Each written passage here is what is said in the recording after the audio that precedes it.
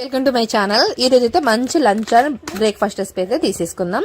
నా దగ్గర ఉన్న అయితే యాడ్ చేసుకుంటాను. క్యారెట్, ఆనియన్స్, అల్లం అండ్ ఆలు, పచ్చిమిర్చి, ఇవే అన్నమాట, టమాటో, ఇవన్నీ. అండ్ మనకు కావాల్సిన పోపు దినుసులు కూడా యాడ్ చేసుకోండి. పచ్చనిపప్పు, జీలకర్ర, దాల్చిన చెక్క, లవంగాలు.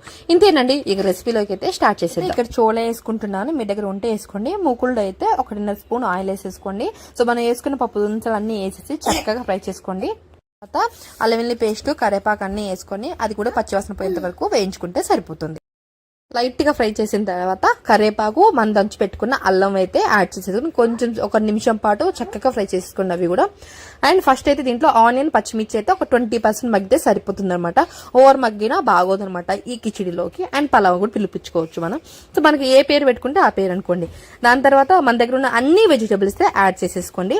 అండ్ ఒకటి బాగా గుర్తుపెట్టుకోండి, వెజిటేబుల్ ఎంత చక్కగా కుక్ అవుతుందో అంత మంచి ఆరోమా వస్తుంది. అండ్ పలావ్ తినేటప్పుడు కూడా టేస్ట్ అయితే అదుర్సుంటది. అండ్ దీని మీద నెయ్యి వేసుకుని తింటే ఇంకా బాగుంటుంది. అండ్ రైతా గానీ లేకపోతే కారపొడి, ఏమైనా పచ్చళ్ళు ఉన్నా సూపర్ ఉంటుంది అనమాట.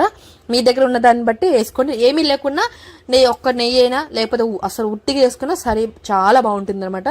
సో టేస్టీగా సూపర్ ఉంటుంది. అండ్ ఓవర్ మసాలా ఏం లేదు కదా మన దగ్గర, కాబట్టి ఒక చిన్న అల్లం వెల్లుల్లి పేస్ట్ ఉంటే అది యాడ్ చేసుకోండి, లేకపోతే లేదు.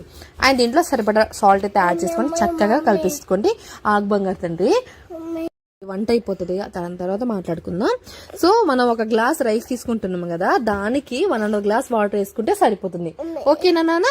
సో ఏంటంటే మనం కుక్కర్లో అయితే 1 గ్లాస్ వేసుకుంటే 1 గ్లాసు పావు, సరేనా?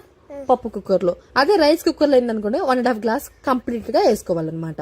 సో ఇవన్నీ వేసిన తర్వాత ఒకసారి కలిపేసి బియ్యం కూడా యాడ్ చేసుకుని ఒక విజిల్ వస్తే సరిపోతుంది అనమాట. మనం వేసుకున్న వాటర్ కి అండ్ రైస్ కి చక్కగా కుదురుతుంది. అండ్ పొడి లాగా మంచిగా ఉంటుంది అనమాట. అంతే, ఇదే పలావ్ ఈజీగా సూపర్ గా అయిపోతుంది. ఎమ్మి కదా. ఫైనల్లీ కొద్దిగా ఘీ వేసుకొని మూత పెట్టేసుకుని ఒక విజిల్ రానియండి.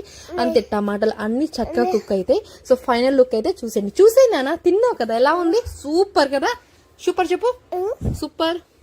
సో చూసారు కదా ఎంత చక్కగా రైస్ కూడా పొడి లాగా చక్కగా ఉంది కదా. సో ఇలా తిన్నా చాలా బాగుంటుంది. సో ఈ వీడియో మీకు నచ్చితే కంపల్సరీ నా ఛానల్ ని సబ్స్క్రైబ్ చేసుకోండి. ఆగు బంగారు తండ్రి. అండ్ మీ ఫ్యామిలీ అండ్ ఫ్రెండ్స్ కూడా షేర్ చేసేయండి. And bye. ఇంకా మంచి